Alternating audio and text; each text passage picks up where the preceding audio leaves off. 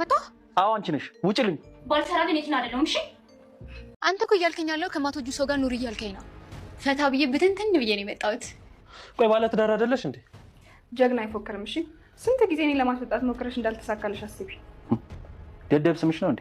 ካሌብን መፍታት ፈልጋለሁ። ቲና ወድቀሽ ታውቂያለሽ? የኔ ፍቅር አሁን የምፈራበት ጊዜ አይደለም። የፈለግነውን ይዘን ያልፈለግነውን ጥለን እንሄዳለን። ከዚህ ሁሉ ጊዜ በኋላ አንድ አልጋ ላይ እንድንተኛ እንደማትፈልጊ እርግጠኛ ነበርኩ። ብመክርሽ ምን ችግር አለ? አባትሽ አይደለው? አባትም እናትም መክሮኝ አያውቅም። በቃ መመከር አልፈልግም። አባዬ ምን የሚያንተባትብ ነገር አለ? በማይሆን ቁልፍ ከምትነካካ ይኸው ቁልፉ። አባዬ ባለፈ ቤቱ የቲና እንዳልሆነ ስታወሩ ሰማ እና ምን ይሁን? እናማ ያንን ለማረጋገጥ ፈልጌ ነበር። እንደዚህ አይደለም የሚረጋገጠው። እሺ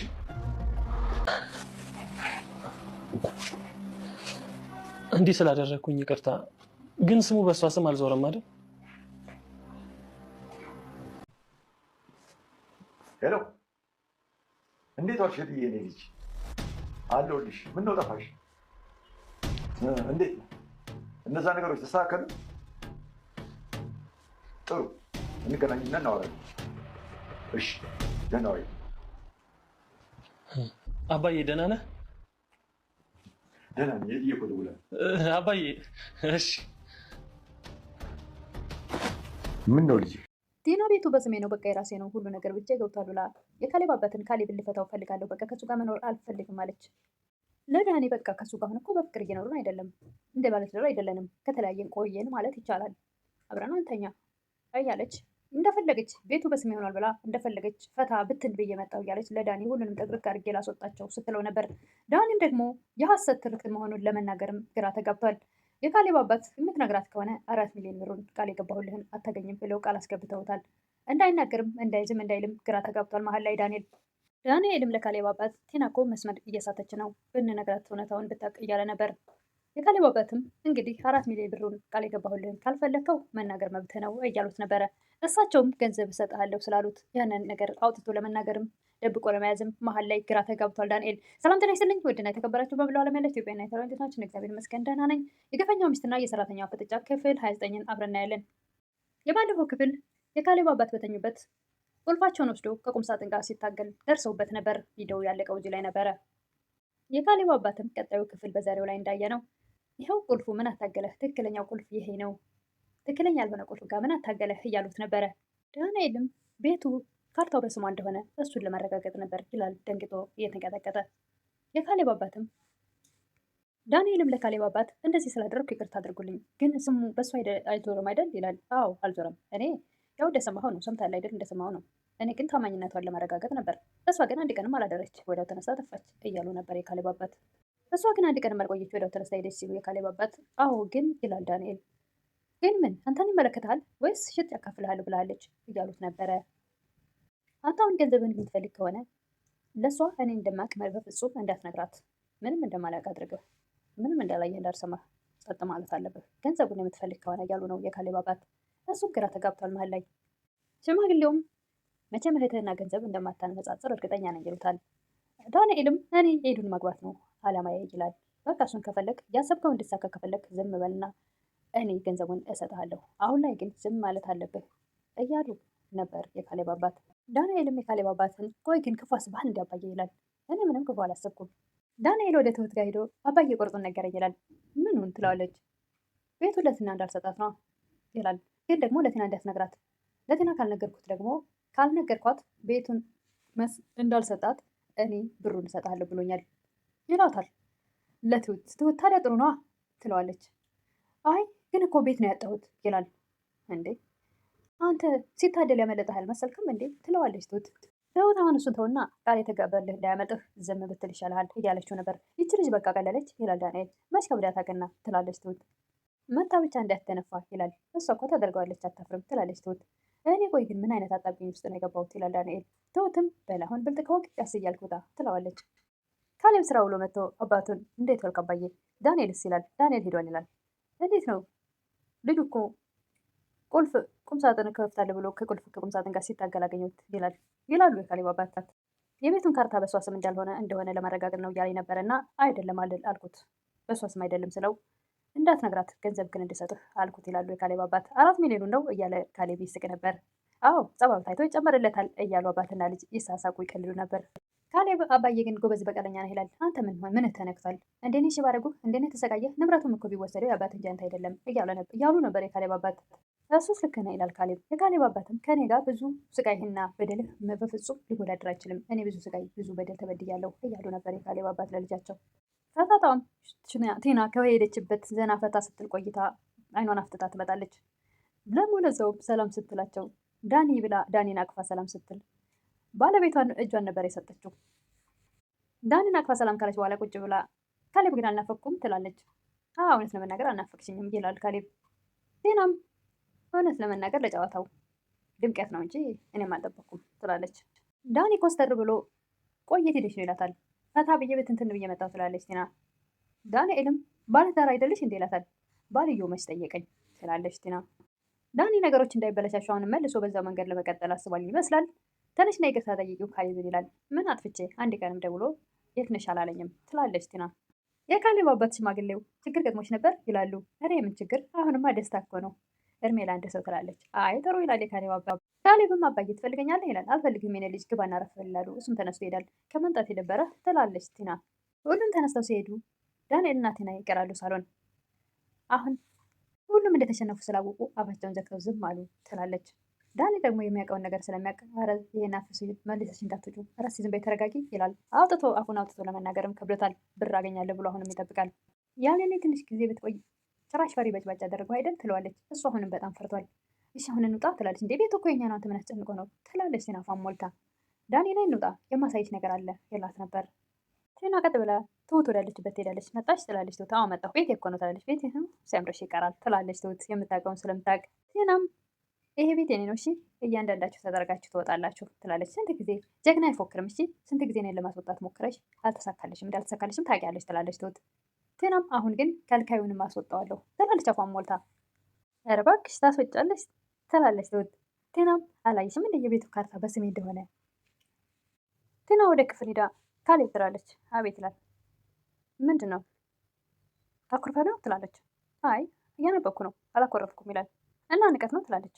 አይ ማንበብ ጥሩ ነው እንደ አንዳንድ ሰዎች ደድቦ ላለመቅረት ይላል ካሌብ። እየሰደብከኝ ነው ትላለች ቲና። ደደብ ስምሽ ነው እንዴ ይላል ካሌብ። ለማንኛውም ሶፋ ላይ መተኛ ትፈልጋለሁ ትላለች። ደደብሽኝ እንጂ እኮ ልነግርሽ ነበር ይላል ካሌብ። ለምን ትላለች ቲና። ከዚህ ሁሉ ጊዜ በኋላ አንድ አልጋ ላይ አብረን እንተኛ እንደማትል እርግጠኛ ነበርኩ ይላል ካሌብ። ቲናም እኔም ከአንተ ጋር የመተኛት ፍላጎቴ ከጠፋ በጣም ቆይቷል ብላ የሆነ ትራስ ይዛ ከመኝታ ቤት ትወጣለች። ቲና ለካሌብ አባት አባዬ ካሌብን መፍታት ትፈልጋለሁ ትላለች። የካሌብ አባትም እንዴ ትዳር አይደል እንዴ ይሏታል። አይ በቃ እኔ አልፈለኩም ከእሱ ጋር መቀጠል ትላለች። በቃ እምቢ ካልሽ ምን ይደረጋል እኔም ለልጄ ጥሩ ሚስት አዘጋጅቻለሁ ይሏታል። በዚህ ሰዓት ትደነግጣለች። እንዴ ምን ነው አልፈልግም አልሽ አይደል ይሏት ነበረ። አይ ማዘጋጀት እንኳን አላዘጋጀውም ግን ደግሞ ይዘጋጃል ማለቴ ነው ይላሉ የካሌብ አባት።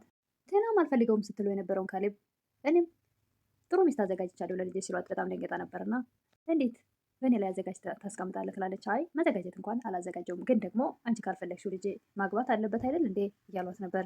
እነዚህ እየተነጋገሩ ያለ የዳኒ ፍቅረኛ ትደውላለች ለካሌብ አባት ለሽማግሌው። እንዴት ነሽ ልጅ ደህና ነሽ ያ ነገር ተስተካከለ ይሏታል። ዳንኤልም እጅግ በጣም ይደነግጣል። ጭራሽ ሰውነት እንቀጠቀጣል። አባዬ ደህና ነህ እያለ አፉ መያያዝ ይጀምራል። ቲናም በዚህ መሀል ግራ ትጋባለች። ዳንኤልም ግራ ሲጋባ ሰው የካሌብ አባት ምን ነው ልጄ ይላሉ። አባዬ ምን ነው አንተ ብሎ የተኮላተፈ አንደበቱ በጣም መናገር ግራ ገብቶት መልስ ለመመለስ አቅቶታል። ዳንኤል ምን ነው ልጅ አታውቃትም እንዴ ልጄ በላት ይላሉ የካሌብ አባት።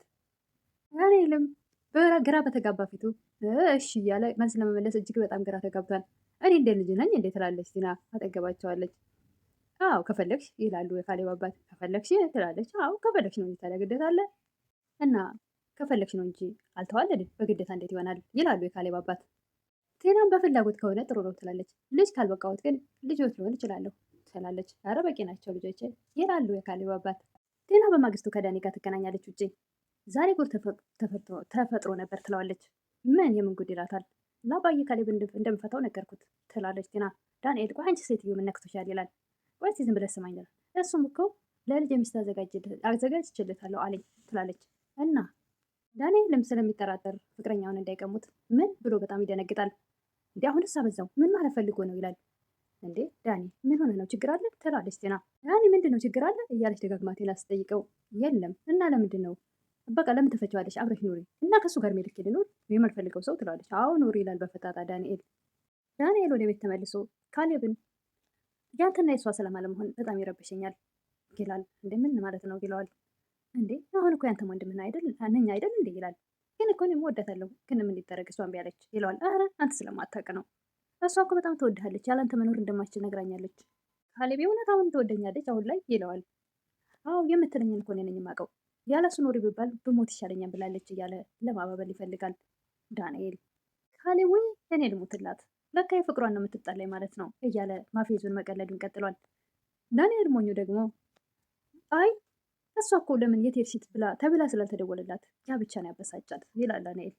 እኔም እኮ ናፍቃኝ ልሞት ስል ነው የደረሰችው ይላል ካሌብ። ዳንኤል በጣም ይደሰታል። ፊቱ ላይ ፈገግታ ይታይና በቃ በጣም ደስ ይላል። አሁን የሆነ ቦታ ደርሼ ልምጣ በቃ አሁን የሆነ ቦታ ደርሼ ልምጣ ይላል ዳንኤል። ካሌብም ዳንኤል ሲወጣ በሳቅ ፍርፍር ይላል። ዳንኤል ሩጦ ቲና ወዳለችበት ይሄዳል። ይኸውልሽ ቲና ካሌብ እኮ በጣም ነው የሚወድሽ ይላል። ምን ማለት ነው እያስማማህን ነው ትላለች ቲና። አይደለም ግን ትንሽ ተረጋጊ፣ ነገሮችን በብልጠት ማድረግ ይኖርብናል ነው የምልሽ ይላል ዳንኤል። ቲና ከዚህ በኋላ ብልጠት ለምን ይጠቅመናል ትላለች። ዳኒም ቤት ብቻ እኮ በቂ አይደለም፣ ግልጽ አድርጎ የቤቱን ነገር የሐሰት መሆኑን ለመናገር ከብዶታል። 4 ሚሊዮን ብር አገኛለሁ ብሎ ገና አፉን ከፍቶ ይጠብቃል። ከዚህ በኋላ እነሱን ለማግኘት የማጠፋው ጊዜ የለም ትላለች ቲና። ይኸውልሽ ቲና ከዚህ በፊትም ተረጋጊ ስልሽ እምቢ እያልሽ ብዙ ነገሮችን አበላሽተሻል ይላል። አይ ከዚህ በኋላ የሚበላሽ ነገር የለም ትላለች ቲና። ትንሽ ተረጋግተሽ ተስማሙ ይላል ዳንኤል። ቲናን በፍጹም አላደርገውም ብለው ጥላው ትሄዳለች። የካሌብ አባት ልጃቸው ካሌብን እና የቲና ነገር ምን አሰብክ ይሉታል። እኔ ምን አውቃለሁ ሹፌሩ አንድ ነው የሚመራኝ ወዴት እንደሆነ አላውቅም የምትወራ አንተ አይደለም ይላል ካሌብ። እና ወዴት እንደወስድ ያሰብክ ይላል የካሌብ አባት። እንግዲህ እሷ ወደሌለችበት ቲና ወደሌለችበት ይል ነበር ካሌብ። የካሌብ አባትም አይ እሷ ባለችበት ነው ደስታችን ማክበር የምፈልገው ይላሉ። ስለዚህ እሷም ሶፋ ላይ እኔም አልጋይ ላይ መተኛታችን እንቀጥላለና ይላል። ከቤት ውስጥ ውጡ እስክትለን ይላሉ የካሌብ አባት። አታደርገውም ይላል ካሌብ። ያንተ ሚስት ናት የማታደርገው። ሽማግሌውም በል ብቻ ግን ምን እንደምትላት አስብበት እያሉ ነበረ። ከቤት ውጡ ስትላቸው ምን መልስ እንደሚሰጣት አግኝቼ ነው ይሄን ነገር ብቻ ጊዜው ይድረስ ይላል ካሌብ። ዳንኤል የካሌብ አባትን አባዬ ቲናን ስነ ስርዓት ማስያዝ የለብንም ይላል። ምን አደረገች ይላሉ የካሌብ አባት። አይ ትዳሯ እኮ አደጋ ላይ ነው ይላል ዳንኤል። የካሌብ አባትም መጀመሪያም እኮ ቤቱን እንጂ ካሌብን አልፈለገችውም። ዳንኤል እንደዛ አይደለም ይላል። እንዴ በግልጽ የሚታይ ነገር ማለት ሸፍናት ሞክር ይላሉ የካሌብ አባት። ይሄ ነገር እኮ መስመር ሳት አባዬ ይላል ዳንኤል። የካሌብ አባትም መስመር ከሳተ እኮ ቆየ ልጄ ይላሉ። ግን እኮ አባዬ ይላል ዳንኤል። አትጫነኝ ከነገርካትም ንገራት፣ ብሩ ይቀርብርሃላ። ብሩን ከፈለክ ደግሞ አለመናገር ነው ለሷ ይላሉ የካሌብ አባት። ግን ከተፋቱስ ይላል ዳንኤል። ከተፋቱ ተፋቱ ነዋ ይላሉ የካሌብ አባት።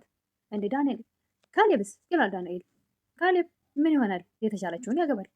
የተሻለች ይልና ይደነግጣል ዳንኤል። አዎ የተሻለች ቆንጆ፣ አስተዋይ፣ መልካም ሴት ያገባል ይላሉ። እንዴ እኔም እኮ ልጅ ነኝ እድሜኔን አትለኝም ይላል ዳንኤል።